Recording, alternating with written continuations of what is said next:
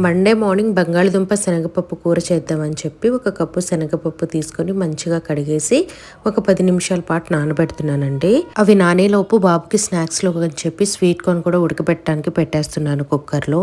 కొద్దిగా సాల్ట్ అయితే వేసి కుక్కర్లో ఒక 5 విజిల్స్ వరకు పెడతానండి. స్వీట్ కార్న్ మంచిగా బాయిల్ అయిపోతుంది. తర్వాత ఈ కూరకి నేను ఒక మసాలా అయితే ప్రిపేర్ చేస్తూ ఉన్నాను.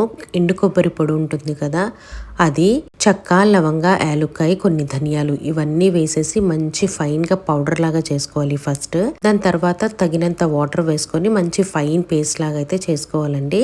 నేను ఇక్కడ యూజ్ చేస్తుంది న్యూట్రీ ప్రో వాళ్ళది మిక్సర్ గ్రైండర్. లింక్ అడిగారు, నేను ట్యాగ్ చేస్తాను, చెక్ చేయండి.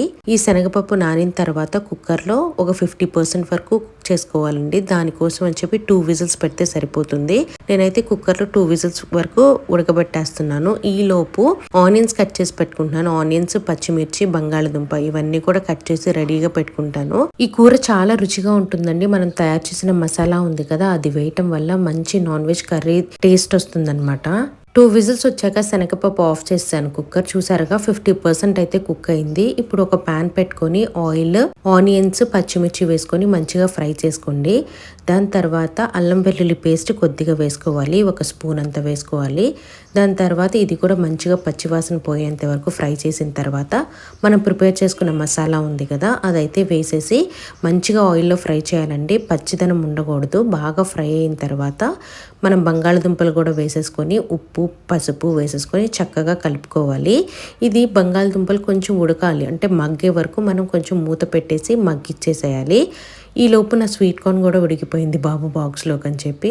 సో బంగాళదుంపలు కూడా చక్కగా మగ్గిన తర్వాత మనం ఉడకబెట్టుకున్న పచ్చిశనగపప్పు ఉంది కదా, అది చక్కగా వేసేసి కారం వేసేసి కొద్దిగా వాటర్ వేసుకోవాలండి. వాటర్ వేసుకుంటే మనకి బంగాళదుంప, పచ్చిశనగపప్పు మంచిగా ఉడికిపోయి మసాలా అంతా బాగా పట్టి బాగా రుచిగా ఉంటుంది. ఇది చపాతీలో కూడా చాలా బాగుంటుంది అనమాట. ఇది బాబుకి అయితే స్వీట్ కార్న్ ఒలిచి బాక్స్లో పెట్టేశాను. అండ్ కర్రీ కూడా రెడీ అయిపోయింది. లాస్ట్లో మనము కొత్తిమీర వేసుకుంటే ఇంకా రుచిగా ఉంటుంది. నా దగ్గర కొత్తిమీర లేదండి. మంచిగా దగ్గర అయ్యే వరకు కుక్ చేయాలి కర్రీని. వేడన్నంలో వేసుకొని తింటే సూపర్ టేస్ట్ ఉంటుందన్నమాట. నేను బాక్స్లో కూడా పెట్టేసుకుంటున్నాను ఇదే కూర. మా అత్తగారు కూడా చాలా ఇష్టం అని చెప్పి తనకు కూడా ప్యాక్ చేశాను. ఈ వీడియో నచ్చినట్లయితే లైక్ చేయడం మర్చిపోవద్దు.